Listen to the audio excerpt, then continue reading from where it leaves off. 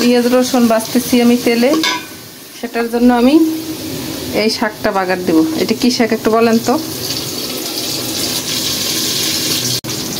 এটা হয়েছে বরিশালের দেশের কলাই শাক, কেউ বলে খেসারি শাক। এই শাকটা আমার ফ্রিজে ছিল, আমার আম্মা পুরো প্রসেস করে দিছিল, ফ্রিজে ছিল বক্সে। এখন এটাকে আমি বাগার দিব। তারপরে এই যে শুকনো মরিচ, এই শুকনো মরিচ দিয়ে বাগার দেব। শাকটা অনেক মজা, সবাই পছন্দ করে বরিশালের দেশের। এই মরিচগুলো আমি সব শাকের ভিতরে দিব। তো মরিচগুলো গুঁড়ো করতে আমার অবস্থা খারাপ হয়ে যাবে। কতগুলো হাসি দেওয়া লাগে আল্লাহই জানে।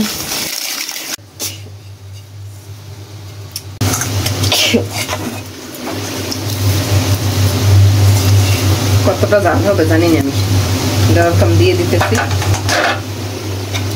খাওয়ার পরে বোঝা যাবে।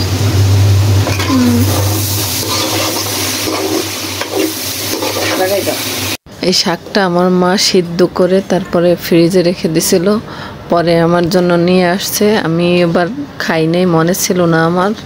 তো সেদিন ফ্রিজে খুঁজতে খুঁজতে শাকটা পেয়ে গেছি। তা আমি আবার বের করে এটাকে গরম পানিতে ভাপ দিয়ে নিছি। তারপরে আমি পেঁয়াজ রসুন ভেজে ভালোভাবে তেলে তারপরে শুকনো মরিচ দিয়ে বাগার দিছি।